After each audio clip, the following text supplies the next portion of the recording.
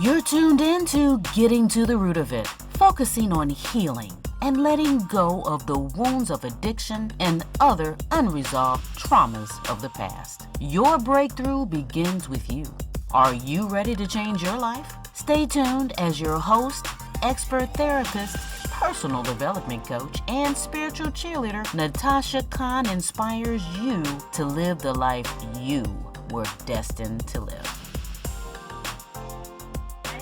And welcome back to another episode of Getting to the Root of It. This is your host, Natashah Khan. And as always, I've been bringing you guys a lot of different guests speaking on mental health and substance abuse and focusing a lot on mindset and how it's important to focus on what our mindset is in order to create a positive path to not just our day, but to our lives. We also talk a lot about a higher power and spiritual foundation. Well, today I have not just a special guest, but a very special guest. She gets a double special. She's very near and dear to my heart. I met this woman roughly about a year ago. I see her as my soul mother. We have not met in person, but we've met over Zoom and over the phone. And she has just been very near and dear to me. And it just seems that every time she speaks a word of truth, she speaks a word of God, and she speaks directly to my soul. And I'm so connected to her. I am so honored today, so blessed today to introduce to everyone Reverend Pat Flowers to the show. Reverend Pat is a mother. She is a grandmother. I am certain, because of what she's done in my life, that for every soul, every individual that she comes in contact with and speaks to, that she is just a beacon of light in their lives, as she has been in mine in this short space of time that we've known each other. I'm going to open it up to Reverend Pat so she can tell you a little bit more about herself, because I definitely don't want to misrepresent her. But before we get into the introductions for our listeners today, the focus of our conversation today is surrounded about Reverend Pat is a great woman of God, but I want our listeners to understand that although that we have a relationship with the Lord, it doesn't mean that we don't have our own trials and our own struggles and things that we need to overcome. Plus, I wanted listeners to kind of get an inside view of Miss Reverend Pat Flowers before she became the Reverend, and what was life like for her, and what were her obstacles, and what were the things that she needed to overcome to get her to where she is today. But before we get into that wonderful conversation, Miss Reverend Pat Flowers, would you please introduce yourself? Well, let me start off by saying what I woke up with on my heart this morning. The thought that crossed my mind this morning was, I'm just a nobody trying to tell everybody about the God I serve. And that just, I don't know why that was on my heart this morning. I think it was just an accumulation of the overflow of this past weekend and all that I saw God do. And watching God, because we had the women's conference, and watching God move and work through so many powerful women that he had connected me with. I just couldn't fathom in my mind, how did that happen? Because like you said, I'm in Houston, and all of the women that he's connected me with are all over everywhere. And I never would have imagined that that would have happened. I'm just a native born Texan, born and raised in Houston. I've been married to my husband now for 16 years. I've been divorced twice. And served in the same ministry. We've served in the same ministry together for probably 30 years. That's a whole nother story about how we ended up married, but we served together for so long. But it was all God's plan. It was just all God's plan. I'm a mom of two daughters, and well, I can say three, because I'm a bonus mom. My husband's, we don't do the whole his kids, my kids. They're just all my kids. Y'all gonna thank, because I have over 13 grandbabies, and I have 2 great grandchildren. So I'm mightily blessed, just raised here. And I just lived a life, just like most of the women that I minister to, just living my life, raising 2 girls as a single mom. And when I got the call to preach, I didn't want to do it. I was like, you must really be talking about somebody else. I gave him 50 names Like, I know Sister so-and-so is good. I know, and he was like, no, it's you. And even with this transition into First Lady, this is not a role I called for. I did not want this role. I told him when praying for a spouse, I don't want to date nobody that goes to church with me, and I certainly don't want to be a pastor's wife. I don't want to do none of that. And look at what God did. I'm both. It's both. We went to church together, and he called him to be pastor. So I'm just when you say, do you have a bio? My bio is your bio. My bio is the same bio that the women that I minister to and the women that I encounter. I could put my name easily into the majority of those women's bios and say, this is me. So I don't know how we, I guess this is part of the thing. When he starts elevating you, you have people go, well, tell us all about yourself. Girl, my life is boring. I just wake up every day and do what he tells me to do. And that's it. I got the same issues. Like you said in the opening, I have the same issues. I deal with the same things that the women that I minister to deal with. I got a spouse that sometimes I don't like. That's just life. That's just life. That's just life. He didn't say y'all gonna be married forever and y'all gonna wake up every day and want to see each other. Some days I'm like, don't you have somewhere to go? Or is there somewhere I need to go? So it's the same thing. I'm going through the same issues as a single mother. I'm going through the same issues even now with my grandkids. So my challenges are the same. So my bio is very brief. My bio is just, I'm just like the women that he has called me to serve. The roles that he's called me to, that's not on me. That's on him. He did that. Nothing else. That's it. So that gives me freedom. I'll say this. That gives me freedom to be authentic. That gives me freedom because I don't have to hide behind any extra anything. I'm just real Pat. Does that make sense? So that might not give them freedom, but that gives me freedom because I get to be just me. That's just the way it goes. Listen, 100%, because I agree with you. I think when we start to, and I even think of my own bio that I had to write a few years ago, you think of all these different roles and titles that are put upon you, you give to yourself. And there's this expectation that I've got to keep doing things to live up to those roles and those expectations. And yeah, it doesn't really it takes away because the human that I am, I get so focused now in that role and that title and what I need to do to represent that it does take away that authenticity. So I like your style and I like your approach, not having a bio. So the next time someone asks me for one, I'd be like, I don't like, I really don't. It's very uncomfortable for me. I'm very uncomfortable when somebody says, well, tell me about, what do you want to know? Catch some of my lives. That's me. That's the definition of me.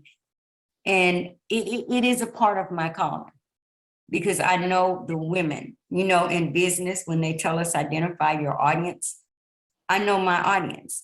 I know my avatar and I know who God has defined for me. And those women 9 times out of 10 don't have a bio. They just have life.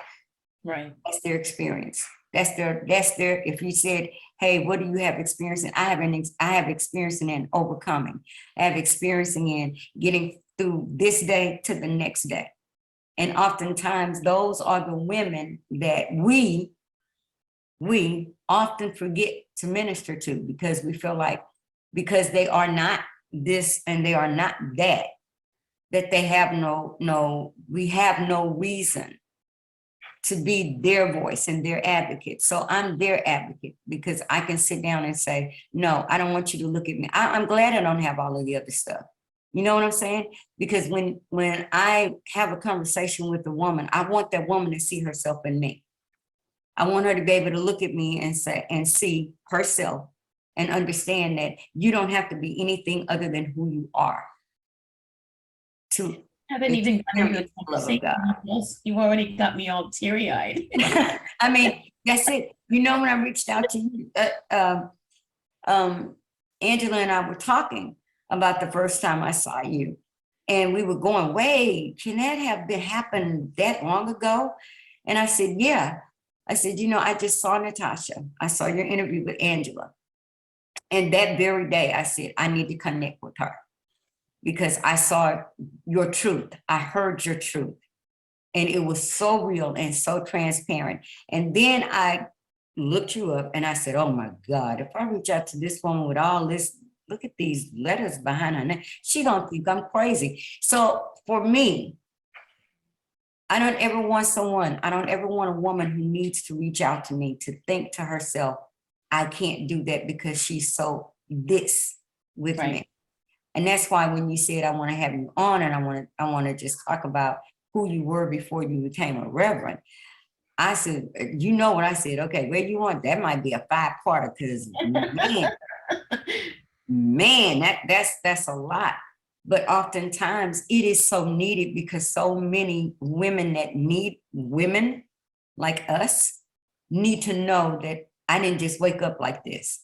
I didn't wake up with this kind of faith. I didn't wake up with this kind of courage. I didn't wake up one day and say, okay, I have this much to say and I'm going to say it. It has been a process.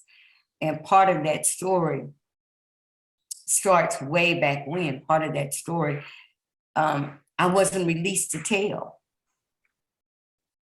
for the majority of my adult life. I let people get bits and pieces, but they didn't get the full story.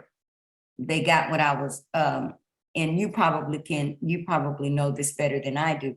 They got what I wanted them to see, and they got enough of what I wanted them to see that they would be comfortable with it. Sure. I've lived it myself.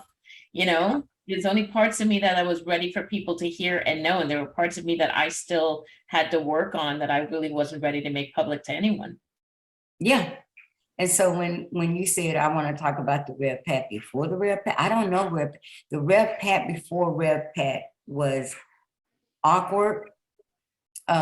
She was conditioned to not speak, conditioned not to talk about the life experiences. She was bullied. I was bullied all throughout school because I was small. I was a little, I don't know what they call them, runts. I don't know. I was small. I was thin, and it was my going to school was not good. I had one teacher that I just absolutely loved in elementary school that I patterned. She was more like my mom in the way my mother carried herself than any other woman I had ever met outside of my aunts. But in school, I was a nerd. I was a straight A student. I loved school. So that did not help. My mother pulled us out of a predominantly Black school and sent us to a predominantly white school once we were allowed at that time to attend those schools. And that meant that when I went, and then she decided, now tell me this makes sense. And maybe I should have asked her that before she left here. What were you thinking? You took us out of our regular, well, I'll go back because when I was in junior high, y'all don't know, y'all young folk, junior high means not middle school. Junior high means you go all the way through elementary school, you graduate through the 6th grade, and then you go to junior high, which was 7th to 9th grade, and then you go to high school, which was 10, 11, 12. So we didn't do it like y'all did it. So junior high, my first year of junior high, I still to this day don't know who this person was, would call and tell my mother that he was going to rape me every single day. And he would call and he would describe what I had on, and I had to walk to school. Y'all spoiled children that get to take Uber. We didn't take no Ubers. And if your mom and your daddy didn't feel like taking you to school, you walked. I know y'all think that we make that up. I had to walk a mile to school. No, we actually had to walk a mile to school. And so he knew what I wore every day. He would call my mother and he would tell her what I was wearing. He would tell her all these crazy things that he was going to do to me. And so we had back in the, they don't do this now, but back in the day, they used to tap that we had to get the phones tapped so they would try to trace the calls and all of that. I don't remember how that ended. I don't remember because a lot of my childhood has been blanked out by God. And I've finally come to understand that there were some things that he refuses to allow me to remember because it's for my good. Y'all, some of the things that we're begging God to remember, God has kept it from us out of love. Because we really, if you don't remember it, then you don't know how it would affect you. Let's just say it like that. Don't take a psychiatrist to figure that one out. So I don't remember how that was resolved. But in between all of that, my mother decided we were going to go to an all-white junior high. So she sent us to an all-white junior high, and I fit in, it was great for me. I am still friends with my junior high friend from back then. And then she decided to send us back to an all-black high school to graduate. Now, I don't know what she was just, I want y'all to graduate with y'all people. I'm sorry, white folk, but that's how my mama thought. That's how black folk did it back then. And wow, that transition was horrible. I got flipped out of seats. I remember, I do remember my one of my classes when I was in 10th grade. And the teacher at that time, the teacher asked us to stand up and introduce ourselves and so forth and so on. Well, all of the kids that were there all went to school together. They went to the same junior highs, they went all of that. Girl, I got up there and I went, hello, my name is Patricia and I graduated from Johnston. Oh, and man, what did I do that for? If this is the kind of school you were supposed to go, yo, my name is Pat. Look, that's what I was supposed to do. But me, I got up and man, I cannot, well, you can imagine the names that I got called from that day forward. I was everything but a child of God. And it was not my personality. I was not someone that thought I was better than any of the kids. It was none of that.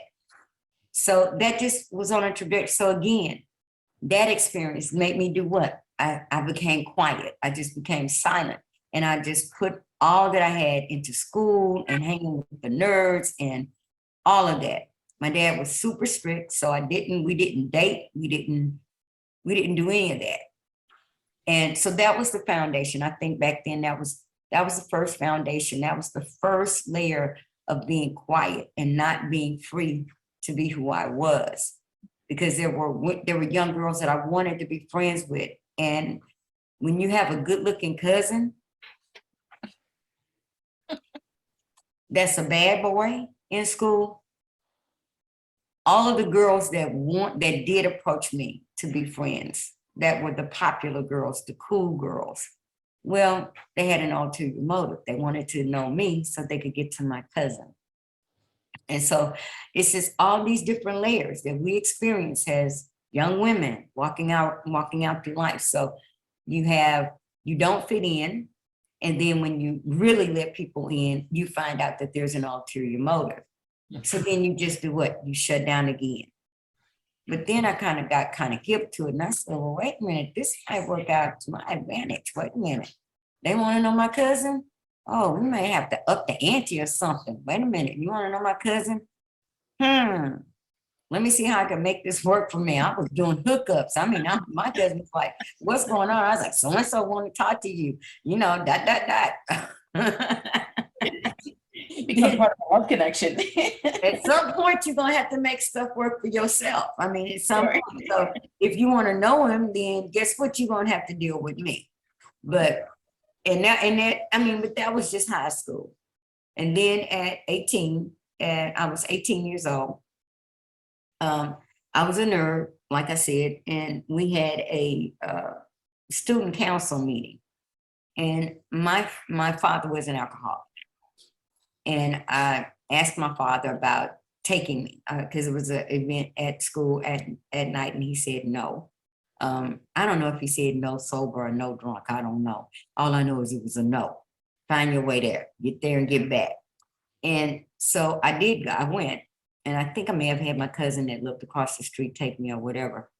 And it got late. After the meeting was over, it got late. And I knew I couldn't, so I called my dad and I said, hey, can you come pick me up or whatever?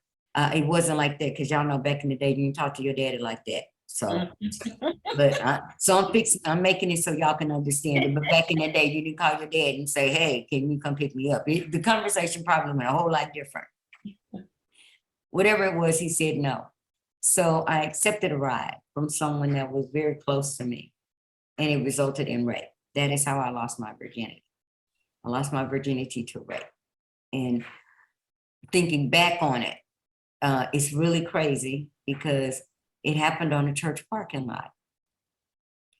And that was very traumatic for me when I recalled where it happened. And I have the craziness is I have no absolute recollection of how we got there. And the only thing I ever can remember is the church. Isn't that something? That's all I can remember. I have that. I can see the church. The parking lot was pitch dark,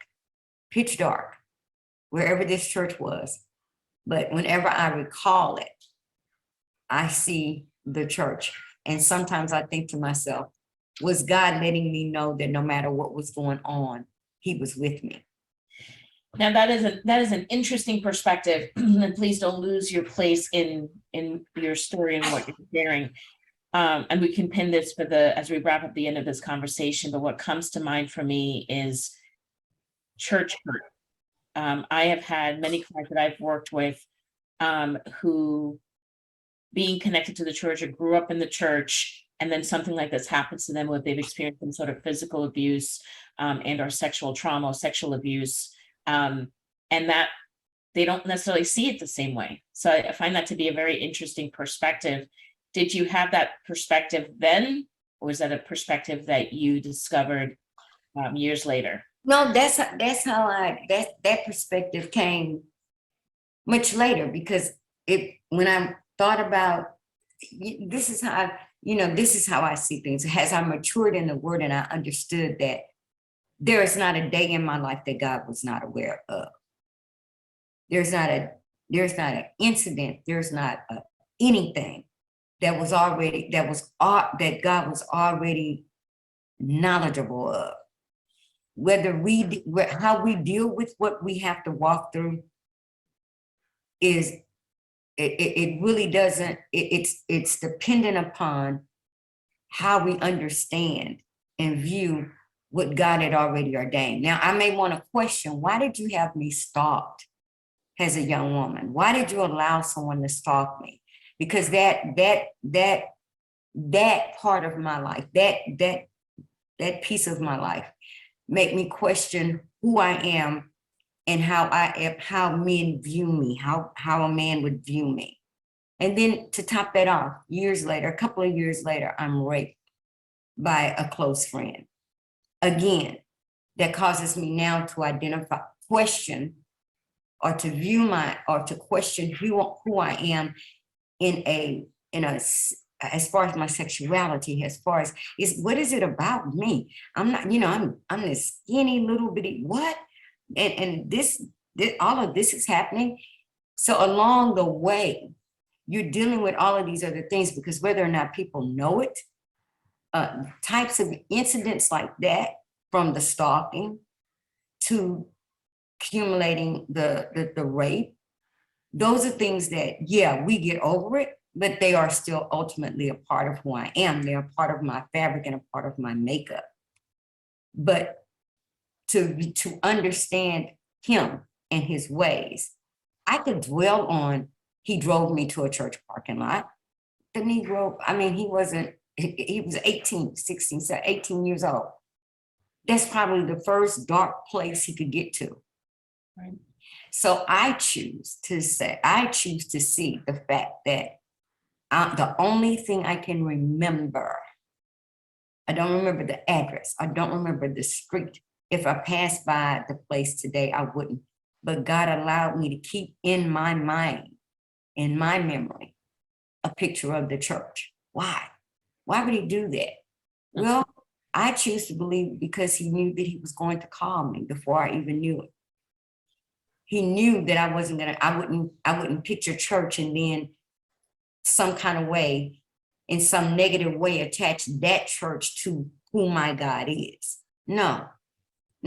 So with all of that happening at the same time, I had no avenue out. I couldn't go home and say, I never, to this day, my mother left this earth never knowing that I was raped. Never knowing. that I was raped. My mother never knew that that's how I lost my virginity.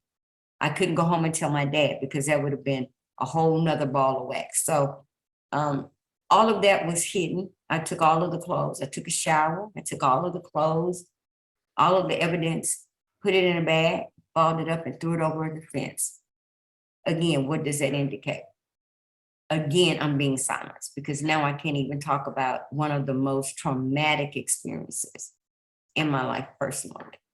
So when I sit with and when I encounter women that have experienced rape, I'm not talking to you from a book. I'm talking to you from a place of, I understand you because I've been there. I understand you because I know that pain. I understand you because I know how that shaped and molded how you see yourself. Regardless of who I am today, for a very long time, I questioned who I am because I felt like there was something about me that had to draw that type of incident to me. What would it, in common sense, I mean, but you're 18 years old, you're a young girl who's never even been exposed to anything like that. So how do you know how to differentiate between that was not anything that I did, that was just the actions of those people? But it in the long run, yeah, God worked it. So all of these things are happening, and I'm being raised in a home where where I witness domestic violence, domestic abuse, where I am, unfortunately, and my dad is still living, so I say this out of all respect, and I'm saying it from the perspective of, because let me say this is the one thing I prayed about. When we tell our stories, it's important for me to tell my story, but I can't tell my story in a way that brings hurt or harm to the other person. I can't, because that's not I don't have that right. I don't have that right because my father did the best that he could do. That's just it. There's no other explanation for it. But my father was not a loving man. My father was not a man who looked at his daughters and said, I love you. I just realized, last summer, the Lord revealed to me that I had never heard my father say, I love you. Isn't that something? The Holy Spirit had to reveal to me that I had never heard my father say, I love you. And I had to go and ask my sister, do you remember Daddy ever saying? And she said, no, he never did. But at the same time, I have to understand that my dad did the best that he could. But all of those things, all of the things that I saw, all of the things that I witnessed, all of the I guess what the old folk would say, having somebody talk under your clothes. I don't know if you've ever heard that. That's a certain thing. Having somebody talk under your clothes, rather than reinforcing that you're my daughter and I love you. And I've never heard my dad say I'm proud of you. I never heard that growing up. And I was a straight A student. We weren't out there doing all kinds of stuff because my dad didn't allow it. My dad was the man. My dad said what was going to happen in that house, and what happened in that house was what my dad said. Do y'all understand what I just said? Y'all understand the words that are coming out of my mouth? What my dad said. There is no excuses for this, but a lot of what I'm hearing you share, I can relate and identify from the little girl growing up. I was skinny. My hair was cut short, so I kind of looked like a little boy growing up. There used to be this little joke where I would look like Mowgli from Jungle Book, right? Yep. I was a nerd the same way, bullied through school, the whole nine. I can relate to, it wasn't until recently, because I have children now, and my mother, my children's grandmother, I hear her use "I love you" so frequently with my kids that I'm often shocked when she says, because growing up, we didn't hear it as well. And I look back. Don't worry about it. My grandbabies have never heard it from my dad. So. Yeah, well, the tides are changing, right? And the reality is, there's a few things you said that I wanted to touch on. I've often said that hurt people hurt people. So oftentimes when an individual hasn't heard the words "I love you," I haven't heard it themselves, they struggle to then embrace it, believe it, and then be able to convey that to the next generation, right? So But that's not an excuse, because I will say to you that while I was not raised hearing "I love you," I made it a point in my own life to ensure that my children were hearing it and not assuming it, right? And the other point, go ahead, go ahead. You gonna finish, and then I'll just. Well, my other point is, you know, this platform, which, by the way, and I did not say this at the introduction, Reverend Pat Flowers is the reason why I am doing this podcast, and she also provided me with the name of this podcast, Getting to the Root of It. I will never forget the conversation we had, and you looked at me dead in the middle of a conversation. You goes, "That's the name of your podcast," and I was like, "Okay." She just said, "Okay." And the reason for that is exactly what you were just saying, is that when people come on here, it's the conversations are about people's truth, and that's what we're for. But I do agree with you. Speaking our truth doesn't mean, and does not imply an opportunity to inflict harm upon another person. Right. Our truth is only hurtful based on how it's perceived. I think there's a way, like you are today, and I have done in the past, to be able to speak my truth from my experience. I think you and I had a conversation offline one day where, you know, my sister and I grew up in the same home, and we shared similar events or circumstances, but we experienced it, we absorbed it, and observed it very differently. Yeah, So, and we talked about that because that's so weird to me. You know, well, it isn't now. Now that let me say, it's not weird to me now. Now that God has delivered me from all of the pain and the hidden hurt and the very this and the very that. I understand it better now, that if my sisters experienced it differently, and we really didn't. We just came away with different conclusions. One of us. But I can't say to her, "You're wrong." I may not understand it, but if that's the tool that God gave her to navigate through what we lived through, and to get through and come out on the other end with enough sanity to live her life, I don't have a problem with it. I was different. One sister created a whole different family nucleus when she described our family to other people.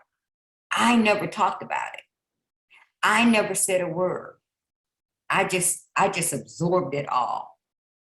Now, the beauty of my story is that I had a mother who more than adequately made up for whatever we didn't receive from our dad. So and from that perspective, I was lavished with love. I'm telling you, my mother was like a pit bull trying to figure out who this person was, because she was not playing. It was going to be death. I'm ready to kill. That's how my mother was. From my mother made sure her daughters knew they were beautiful. Her daughters knew. We were taught how to carry ourselves. We were taught how to speak. We were taught how to be graceful. There were things that we were taught that are still in me today. And then, as I told you, growing up with the abuse part, as a young girl, you're just going, "Why are you still here?" You know, that's just a kid. "Why are you still here? I don't understand. Why are we still here? Why would you stay here?"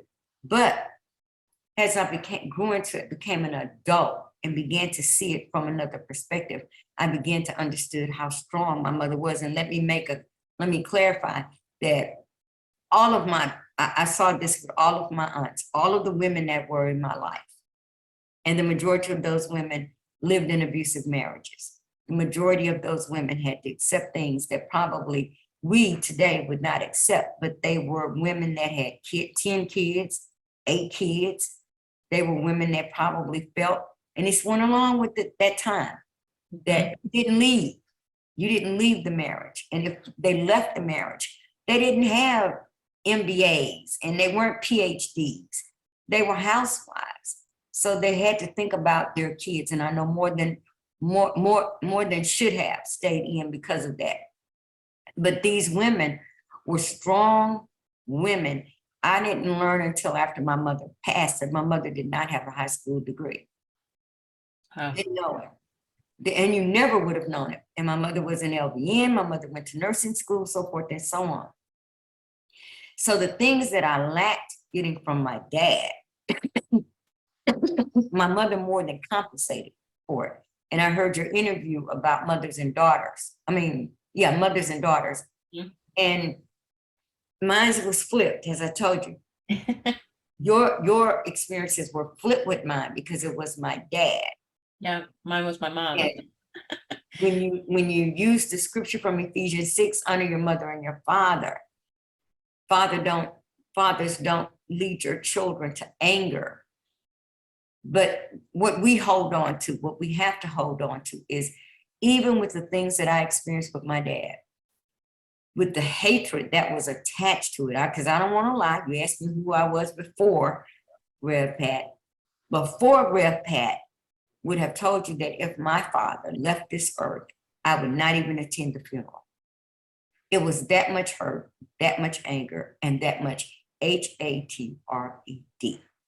hatred, pure hatred, pure. And that was with me for years. And it surfaced in relationships. It surfaced with my relationships with me. Not because I was a jacked up mess. I'm telling you, y'all didn't want to run into me right about then. Because as I told Natashah, and I'll just be transparent about it, when I did leave my parents' home and got my own place, I felt like this. I now can say what I want to say. And nobody's going to stop me. But the words that came forth were words of hurt, words of anger. They were spoken in a way, man, I could cut you 10 ways to Sunday with just my mouth. I didn't need nobody knife. None. I was plain, Natashah, I was ignorant. There was none. This is why you and I are so connected. I'm telling you, I was ignorant. Prior to me, prior to me having the relationship that I have with the Lord today, and I say this in my story, I used to use my mother and the word hate in the same sentence. It's no longer part of my vocabulary. I don't hate her. There's nothing to hate, right? This comes back to the slogan I have, hurt people, hurt people.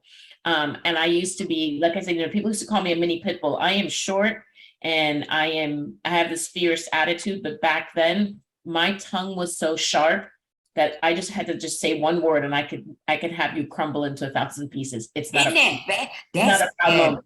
It's not a proud moment. I'm just saying, but I can relate. Yeah, y'all just don't know. I know y'all take us short folk for granted, but babe, let me tell you, don't be messing with no mini me, because I was plain ignorant. And let me tell you, when my dad accepted Christ, when I saw my dad come down the aisle and give his life to Christ, the only thing that came out of my mouth is, I love my father.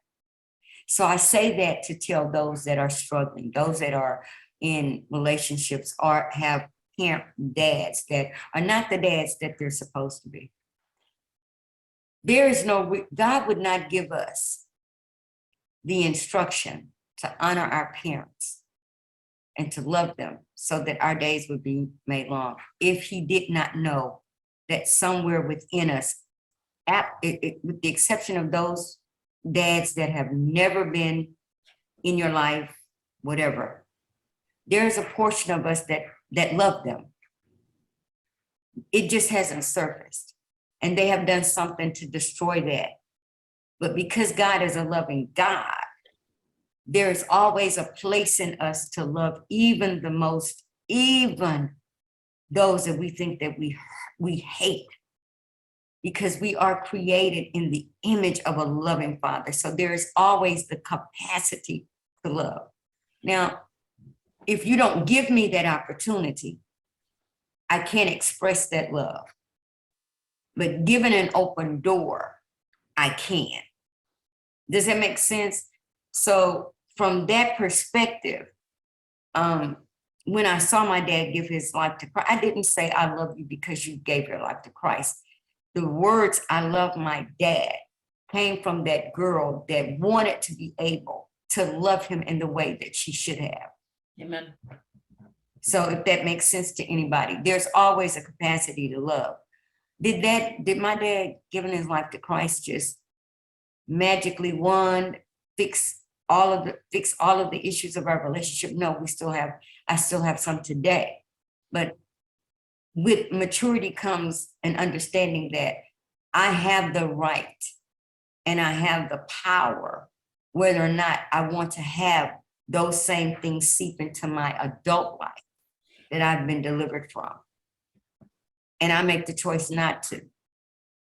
I make the choice to have a boundary that protects me so that I don't have those things. Because let me tell you, the enemy will take all of that old junk that you think is all gone, and it just takes one act, one trigger, and it's all resurfacing again. And it rises up. And it rises up. You're dropping so many little nuggets, and I don't want to interrupt you. And at the same time, I have all these like great points that I want to make. Make them. You know, you can't tell no preacher to talk. You know? Next time, I'm gonna give you I'm gonna send you a fan that you can kind of hold up to the side, and you go flip it one side and it's got a mouth, and flip it the other side and it's got a mouth closed, and you don't know. But yeah, go. I can't. No, I mean, just, you talk about choice, you talk about mindset, and I am living testimony of what you shared earlier about my mother has given me the opportunity. She's created space for me to love her, which is something that I could not have said 15 years ago. There was a conversation that you and I had, if I'm not mistaken. You had said to me, my mother, the mother that I have, the parents that we have were chosen for us. And I think sometimes we just get we hold on to the pain, we hold on to the hurt, we hold on to the trauma, we hold on to the things that have happened, that it's like this boulder or this building block that is in front of us that we just can't see beyond that, which I think holds us back from being able to truly love them from our heart. My mother has not changed. She knows it. I know it. We all know it. She is who she is, right? And we're gonna roll with it. We're gonna roll with it, right? But I've had to learn on how to react to her differently, because my not reacting to her well in the past, like you just talked about, seeped into the core of me. It then shaped my attitudes, it shaped my behaviors, and it started affecting me in my relationships. And I think that's something that I want people to understand. We could sit here and carry that pain and carry that hate and all of that negative or that unwanted emotions all we want, because we have the power to, the power of choice and the choice to hold on to it. But you have to ask yourself, when you're holding on to it, who is it really destroying? In my younger years, because I just didn't know any better, I used to think that the angrier I was at my mother, that I was doing something to her. Mom continued living her life, doing her thing, Let me interrupt you. Let me tell y'all something. I don't care if it's your mama or Uncle Bubba from the corner, walking around with all of that angst and all of that hatred only holds you back. Those folk are living their best life, baby. Check their Facebook page. They are not worried about you. They are not thinking about what happened umpteen years ago. Sure. Because 9 times out of 10, they were just being the best they could be at that time, and they did not realize it. Now, when it comes to the sexual abuse and things like that, we still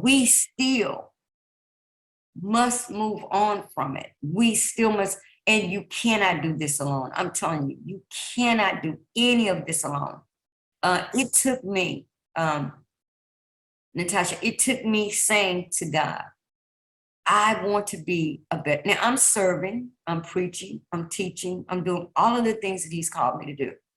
But last summer, I literally said, I don't want to carry any of this anymore, because I would have moments. Let me explain. Let me explain how I could say I was doing all of this, but then I was still saying, I want this out of me.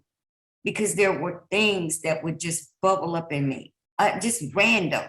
Something would trigger something. And what I thought I had released would come back up again. And it would be that same, and I heard something, and this was a big trigger for me.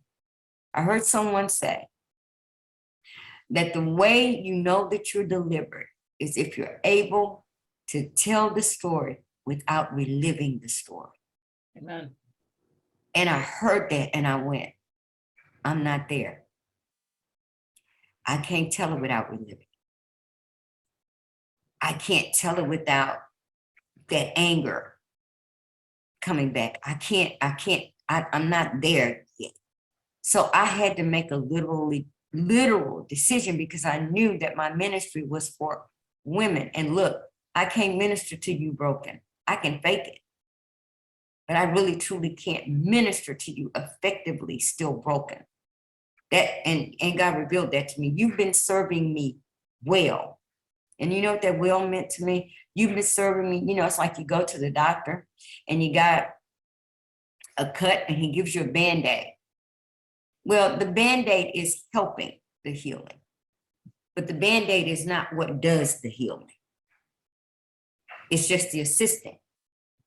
What I had not done is reached a point where I actually became whole.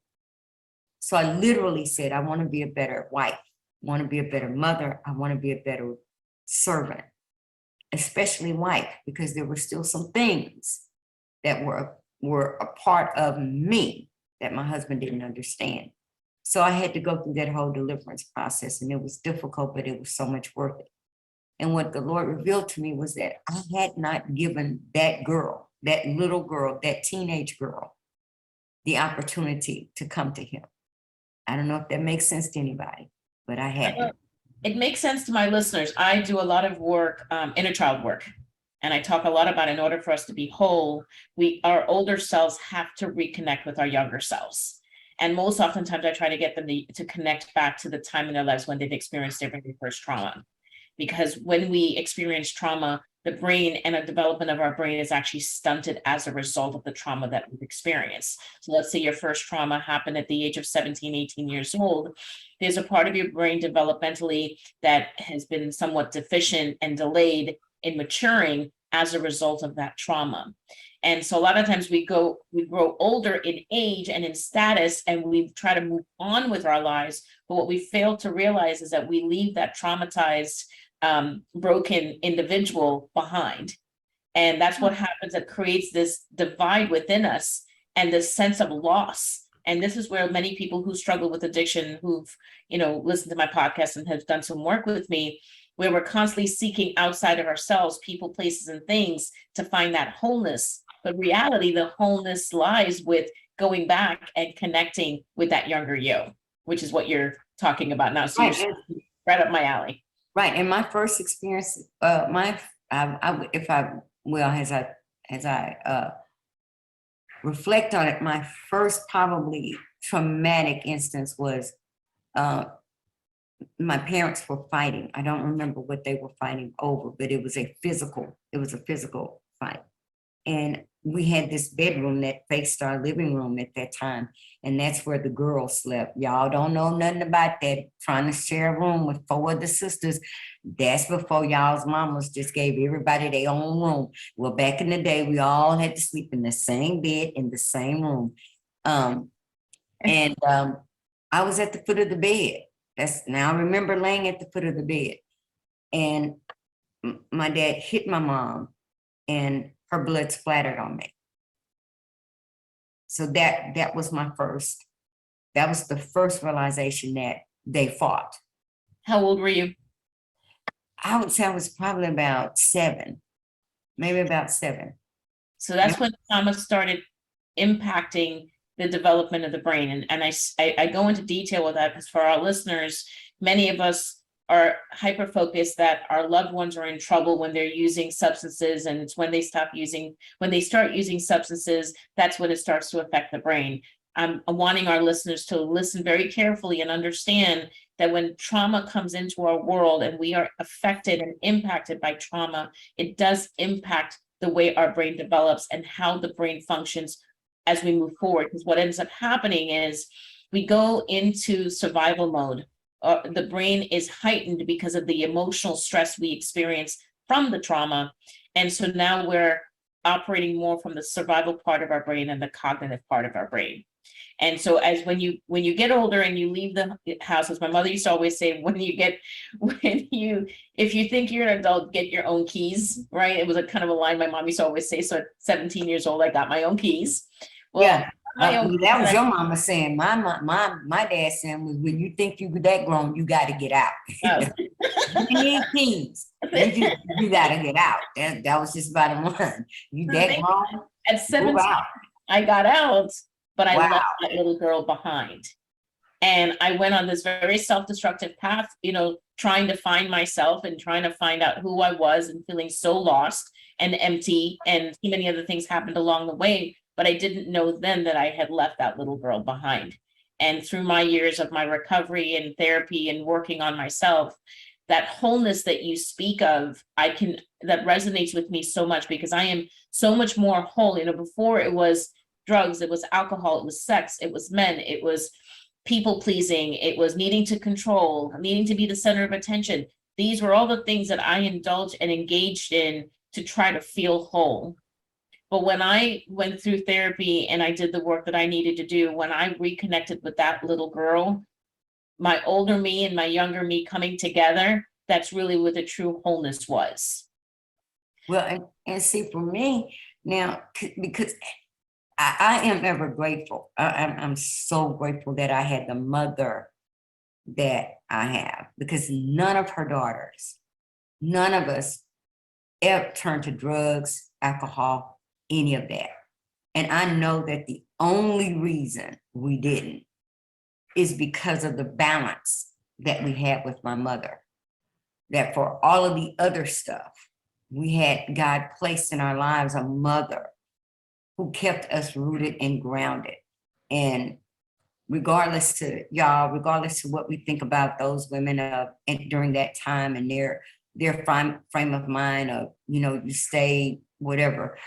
When you come out of it and you look back and I look back over my life and I say, if I had had a different type of mother, I don't know what would have happened. Not with any of my sisters. But that woman had enough love to cover her children in a way that, whereas I look at other women and I think to myself, that could have been me. I don't take it for granted. I don't take it for granted that I don't drink. I know that what I tell myself is I don't drink because I saw it, so I refuse to do it.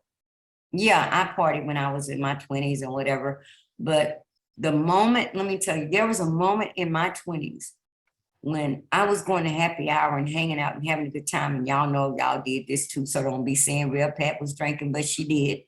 I went to happy hour and all of that other stuff.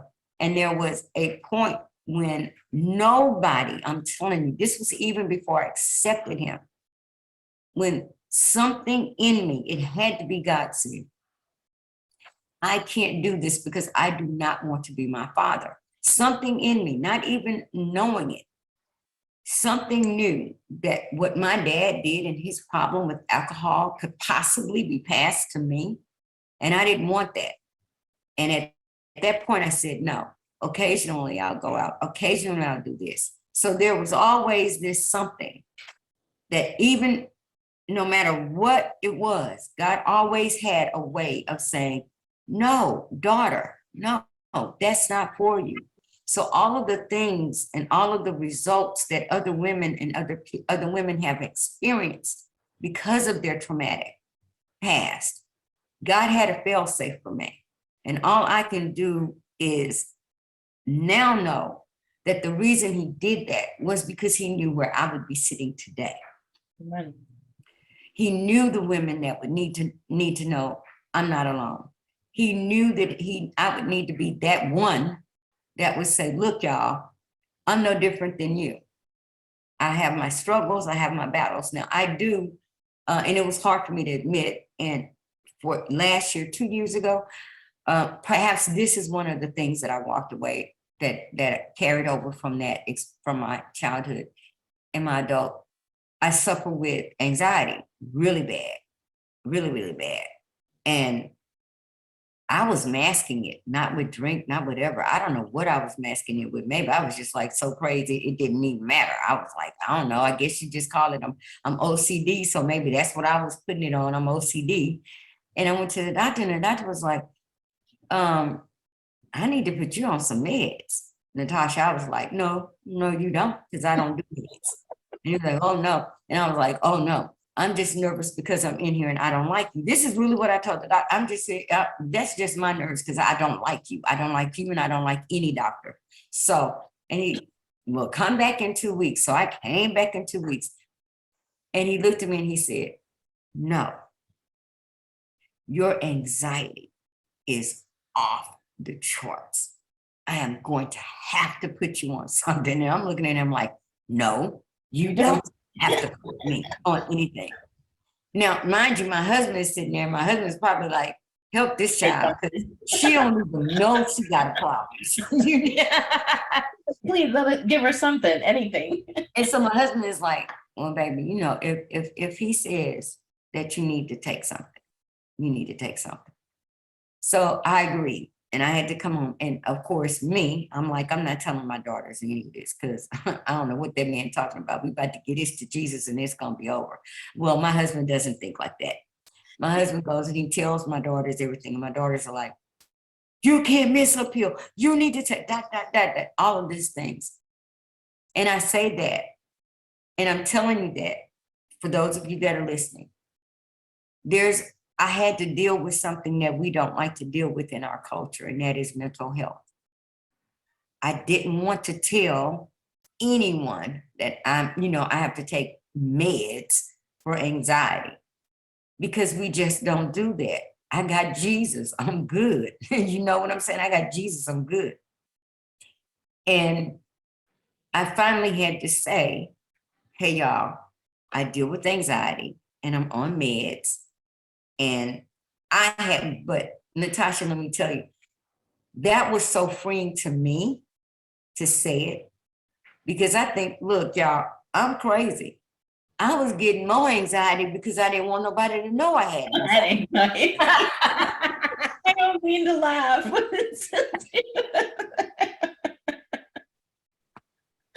Oh my goodness. It's so true. Again, I'm really appreciative of you being candid with our audience, because there's so many people out there, due to their culture, due to their generation and what they believe, we don't speak about things like depression and anxiety. I grew up in a culture where depression didn't exist. If you were depressed, you need to get up and go to work and shrug it off, right? You need to go. Hey, look, I'm gonna tell y'all, folks. Let me tell y'all, I'm a woman of God, and when Jesus started speaking, I started listening. And when Jesus said, look was a physician, get your act together. There are doctors in the Bible. I have them for a reason, because I'm like, oh no, Jesus, no, Jesus, no, Jesus got this. Man, I finally accepted it. I finally started taking my meds, and I felt so much better. And what I learned is, when I didn't take them, I could tell. And that was the time when I needed to say, Lord, you need to help me, because I can feel myself being pulled back into that place, and I need you to help me. And I realized that not taking them, I actually now understood what I must have seemed like to the people that live in my house, because they were, all those times they were saying, I got a problem. You got a problem? I was like, no, you got a problem.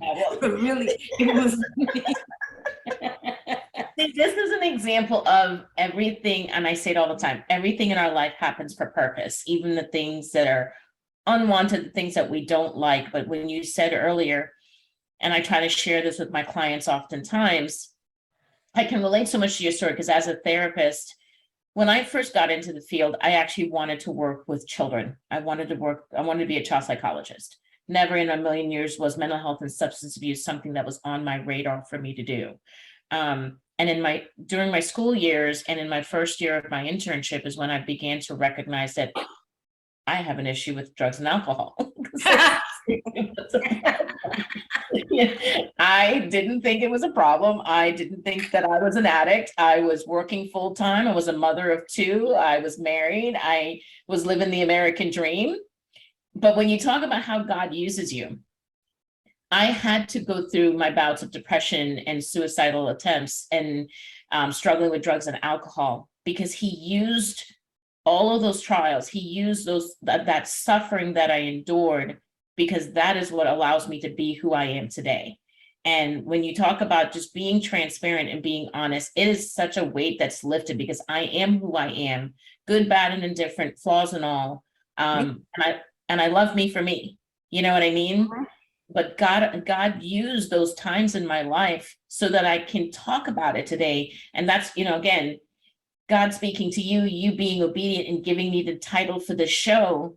This is what I believe that, and this is my passion, is people have to get to the root of their issues and learn to acknowledge and own their truth and speak their truth, because the old saying, the truth shall set you free, right? There is so much freedom, there is so much peace, and I don't have to walk around pretending. I don't have to walk around with anxiety. I don't have to walk around wearing a different mask for a different person to pretend to be something that I'm not. I am who I am, and I'm at a place in my life, love me or don't love me. That's it. Stick with me or don't stick with me. Look, the bottom line is I'm not for everybody. And that's cool. I'm not for everybody. But I got stamp of approval. That's all that matters. I've dealt with depression. I can tell you that even before I even heard of what being depressed and still doing all the things that you're supposed to do, I didn't even know that was a thing until probably I watched the documentary and went, oh my God, wait a minute, that's me. Yeah. I'm functioning depressed. Oh my God. That's how I was. I was a functioning user. I've considered suicide when things got so different. At some point in my life, losing my brother, my 17-year-old daughter pregnant, I'm a single mom, and I'm just like, I lost everything. Let me say this. I didn't lose everything because it had to happen that way. I lost everything because I was so depressed, and so I just gave up. I'm so overwhelmed. I just said, that's it. Just whatever's gonna happen, gonna happen. Who the heck does that except somebody retarded? I did it. 2 years on an air mattress. But the one thing that kept me was my faith, because I knew that 2 years God was doing a work in me. There was something he wanted to show me. There was something he wanted to reveal to me. There was something he needed from me. And what he needed from me was my full attention. But depression, nearly considering and coming this close, suicide, been there, done that. And I was saved, y'all. I'm sorry. I had Jesus. I was going to choir rehearsal. I was going to church every Sunday. I was doing Bible study. I was teaching. I was doing all of these things.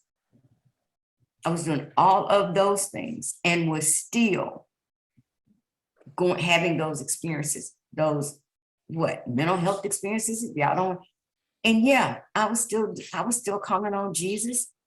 But when you don't know, you don't know. But when you know better, do better. Amen. Say that again. When you don't know, you don't know. But when you know better, do better. Amen. That's it. It's that simple. So what's to do better? Okay, I came out of it. So what is mine now? Well, now is my assignment. My assignment is to be transparent enough that I help somebody else, that somebody hear what I have to say.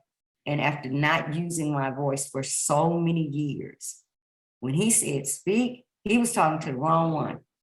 When he said, I'm serious, when he said that to me 2 years ago, it's been 2 years, almost 2 years, when he said, you're no longer serving me well, you are now serving me whole.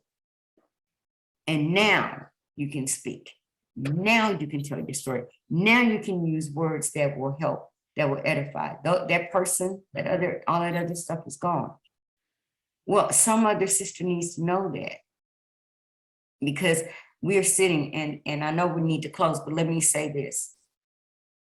You are sitting next to somebody probably every Sunday. That's a me. That is in an abusive marriage, because I was in that too. Y'all, I'm telling you, I'm a walking witness. I told you this is a 5-parter if y'all really want to know the truth. Been in an abusive marriage, depressed. She's sitting there right next to you. And because we put on all of these airs,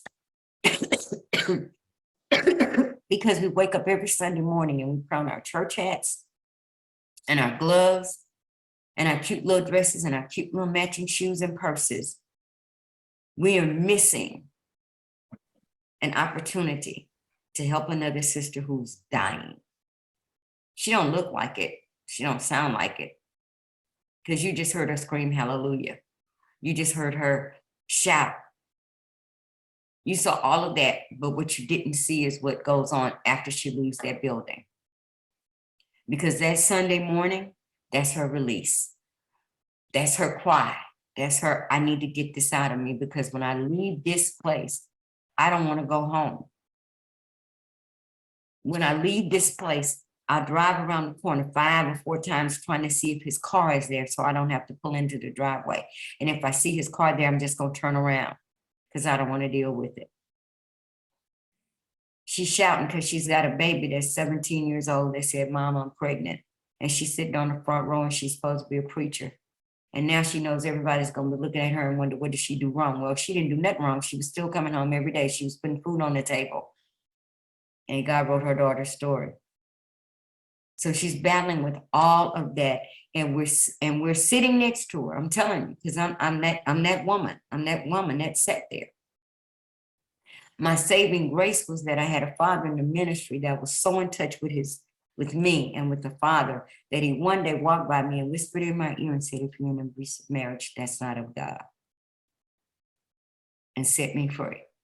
Because I was so busy being that church girl that when somebody said, just pray your way through, I was willing to do that because I didn't want to disappoint God.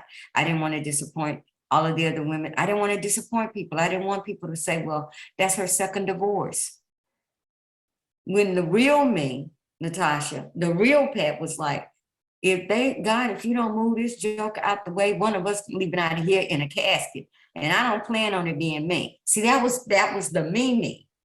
Sure. But the other one that wanted to live up to everybody else's standards was still telling herself, well, God doesn't like divorce. God, they're going to look at you crazy because this is your second one. Well, So that's our mandate, what you do and what I do. And what so many other women have, women have the opportunity to do, but are afraid to do. Is this I was fearful of this. Just had my second divorce. My husband had relapsed in active addiction, and it took me 3 years in a walk with God and prayer and speaking with the pastors for me to make peace to finally, our divorce actually just went through this year, it was finalized. But he had abandoned our relationship 3 years ago, and fear was one of the things that I held on to, the abuse and everything that I endured, because in my culture and in my family, first of all, you got divorced once, now you're divorced twice. That doesn't look good, but I've come to learn that I am not living for God, and I'm not able to be obedient to God and do and serve on to God when I'm trapped in that type of a relationship or that environment. And I was very blessed and grateful due to those circumstances that I was able to be released from it, because now I have all the opportunity, all the time, and the heart to be able to truly give myself to God today. And that's do what I do. Right. And you had, look, y'all go tell your pastor I said it. And then you had the opportunity for God to send the one into your life that he already had chose for you anyway. Because if I had stayed where I was, if I just accepted that was my plight, that I'm just going to be a living martyr, then God would never have had the opportunity to bring into my life Mark Anthony Flowers, who is the love of my life, a man who prayed for me for 2 years. Ladies, I didn't have to go looking. God already had him waiting. That's another podcast, by the way. That is such a conversation that needs to be had, because a lot of times we get divorced or we lose relationships and we think that's it. I know for me personally, it's like another one is not going to come, and Hey, I don't never give up. No. Yeah, we gonna do that podcast. I need that podcast. But this thank you for this opportunity. I feel good because I've never had this much. I've never been this courageous when it comes to telling my story. I never have. There are people that have known me all of my life that have never heard me tell my story. Well, I am truly honored to have you. I'm honored. I'm honored. No. You stop loose. You, you said something earlier about, I think oftentimes, people see us in a certain role or with a certain title. And the word that comes to mind for me often, because I've heard it before, it's like, wow, you intimidate me. And I never want a woman of any, no matter what you're doing, to ever be intimidated to another, to another human being. We went through what we went through, and we have the courage today, and we have the grace and mercy of God today to be able to be transparent and tell our story with the hope that we can instill hope in someone else, and to give allow someone the opportunity to experience the courage that we had through God to be able to tell their story as well. Everybody has a story, and it needs to be heard, because this is how we pay it forward to keep helping and lifting each other up. So I am just so grateful just to have you here, and you were willing to share that side of you. And I want the audience to understand it. There's a woman of God, a reverend, a mother, a grandmother, and oftentimes she has her morning devotional via Facebook Live, that she has Porch Talk, and I'm sure she has so many other projects that she is working on. And when I listen to Reverend Pat every day, there's always some piece of wisdom that she's dropping to the world. And I have to admit, Rev Pat, there are days I'm like, man, she just has such a wonderful life. It just seems like she's just such a close relationship with God. And I'm always curious, like, how did she get there? How did she get there? Show us how you got there. And I appreciate that myself and others get to see that it wasn't the bed of roses for you. That path wasn't y'all don't know how many times God clocked me. I stand, man, girl, what is going on? No, but then what would it be? Why would we think that our journey, to even give anyone, man, woman, boy, child, cat, dog, the idea that our journeys, and God bless you if you had one where you never had to experience anything. God bless you. But I don't want it, because I'm responsible. Let me say it that way.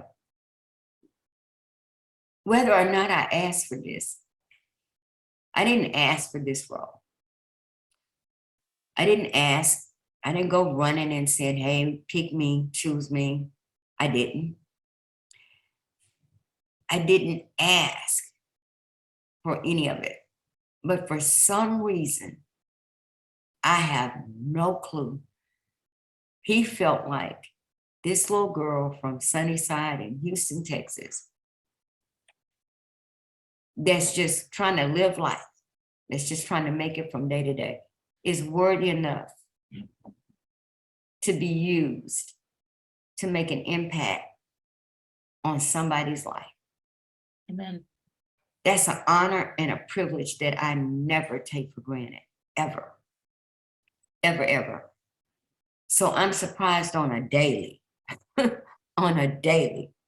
in the midst of all the craziness that y'all don't see, he still says, no, ma'am, you don't get to get out of this. Because I'm telling you, I have asked him over the last 2 years, I've said, okay, can I stop doing the lives? Is that assignment over? And he says, no.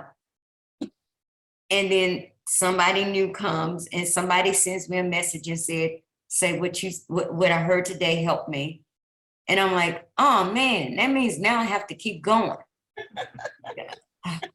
I hate to break it to you, but I look forward to it every morning, because it really gets my day going.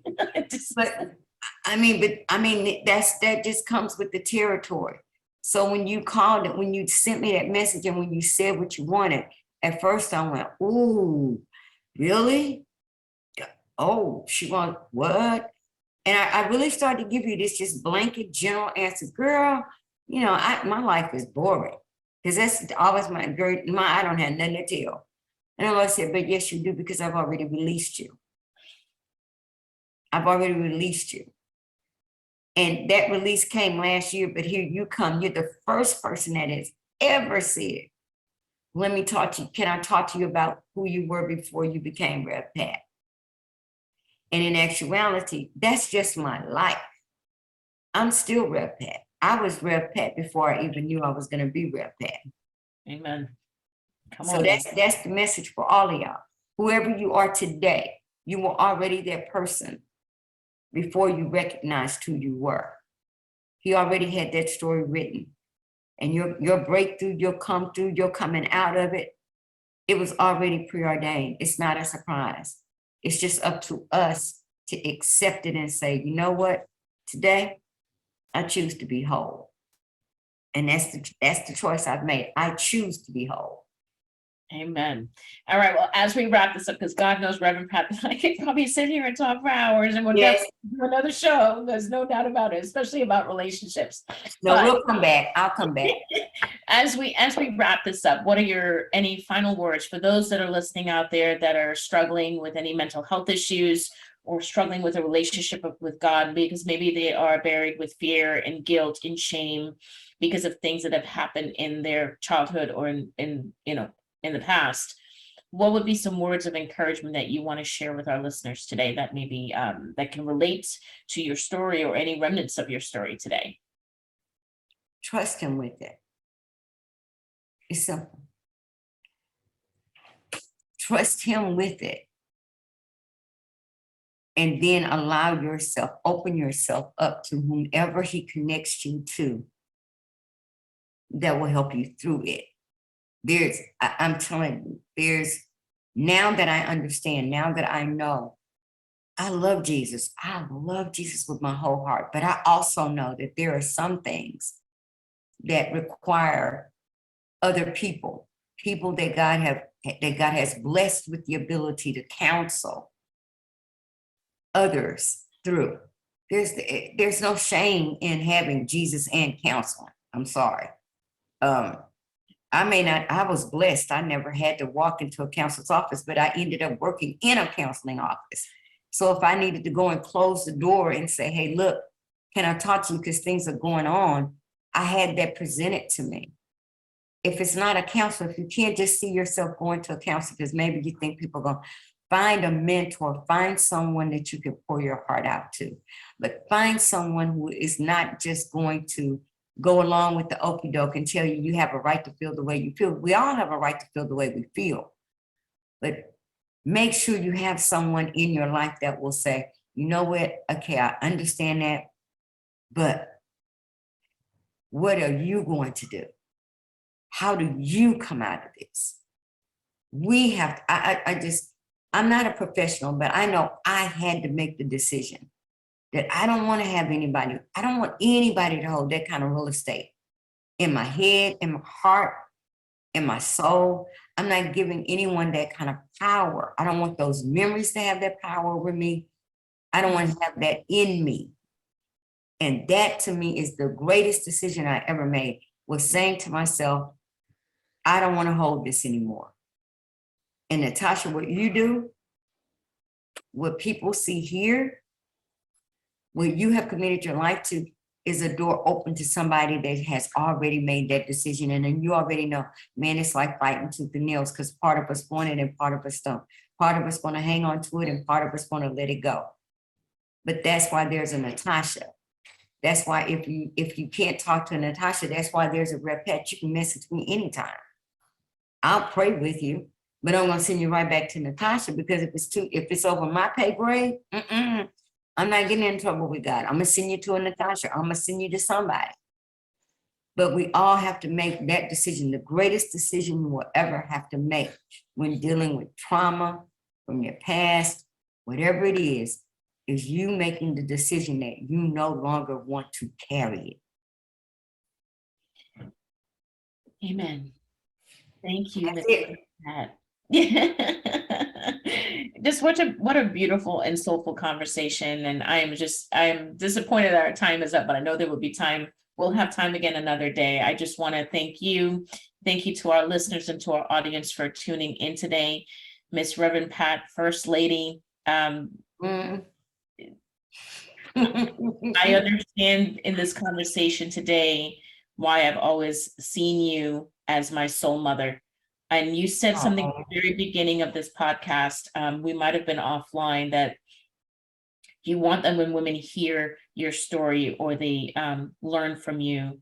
You want to be able to see, we were talking about the bio, that you want to be able to see yourself in that person. I want other women to see themselves in me. Yeah. I want to tell you before you leave today that I experienced that today in talking to you. Oh, I listened to your story. When I listened to, there were so many parts of what you had been through that I had experienced as a little girl. And then the temperament, the attitude, and just who I was. I tell people all the time, people share how much they love and adore me today. I'm like, if you only knew who I you was. only knew you wouldn't. But I'm grateful to God for the change. So please, you guys, make sure that you tune into Reverend Pat Flowers. Every morning she does a daily devotional via Facebook Live. She also has Porch Talk. Can you share just a little bit on that if others can tune into Porch Talk? Yeah, you can watch Porch Talk. You can listen to Porch Talk. You can listen to Porch Talk on Apple, Porch Talk with Rev Pat, Apple Music, Spotify, iHeart, Amazon Music, and also www.porchtalkpodcast.com. And if you check out the podcast on the website, you can leave me a voice message. Ooh, and you get to talk to Rev Pat one-on-one, which is so exciting. Voice message, and I will answer you back. So that's also, I love the fact, and I never talk about that. I never talk about the pod. It's just hard for me to talk about me. But one of the things that I am I'm so proud about is my greatest assignment is called Chosen Cover. That is the one thing I mention everywhere I go. If you are a woman who wants to be in a community of women that is supportive, where you have the freedom to share what you're doing, what's happening in your life, and not feel like you got to check in with the admin, because that's so retarded. That's so cliquish. You need to be a part of Called Chosen Covered. And we have some things coming up, some conversations coming up that are really, really vital to who we are and to our community. So that is the assignment that is at the top of the list for me outside of the morning devotional. And you have to listen to the morning devotional on Bissonnet Baptist Church.org. No, Facebook. Bissonnet Baptist Church. That's our Facebook page. I was about to give you our website, but I go live there and it's streamed out into Called Chosen Covered. But I really want women, if they want to be in that community and have the freedom to share their thoughts, share what they're doing, we want to support you. I want to support you, because the one thing that is most important to me and that community is that we make an impact on lives for eternity. We want to make a difference in the lives of our sisters. We have no reason to compete. So if you want to join, just do all the stuff you got to do to join in, and you're in. Now, before we go, let me tell you, you put something in there crazy, it's gonna get deleted. That's it. So, word of the day, don't come crazy. You gotta come correct. Come crazy. No, come correct. And to you, Natashah, you know that anytime you want me, I'm available, period. Not just today, anytime you need me. Well, I'm so glad you say that. We have so many more conversations that we need to have that our listeners are dying, I'm certain, to tune into. But ladies and gentlemen, once again, just thank you to Reverend Pat Flowers for being here with us today as our very special guest. And thank you, listeners, for tuning in. We will meet again soon. Be blessed. Bye, y'all.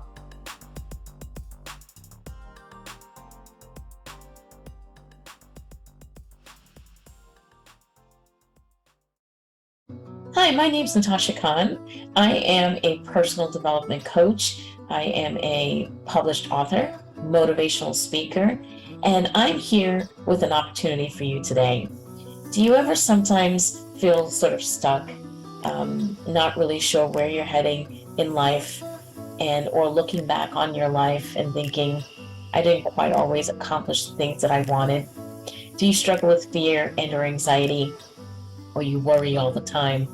Or maybe you find yourself constantly giving to everyone else, but never really taking time to give to yourself. Or maybe you identify as a codependent and you realize that it's time for you to stop giving so much of yourself to everyone else and to stop and take time to give back to you. Well, you've come to the right place. On Monday evenings from 7 to 8 p.m. Eastern Time, I host a group that is a private group, so it's invitation only, to members who come together to begin to support each other, lift each other up, inspire each other, and learn the tools necessary on how to find their freedom, how to empower their voices, speak their truth, and discover their authentic selves. So if this sounds like something that you are interested in, you are welcome to reach out to me via email at empoweredvoices45@gmail.com. Again, that is empoweredvoices45@gmail.com. If you are looking to change your life, you are looking to transform and live the life that you've been destined to live.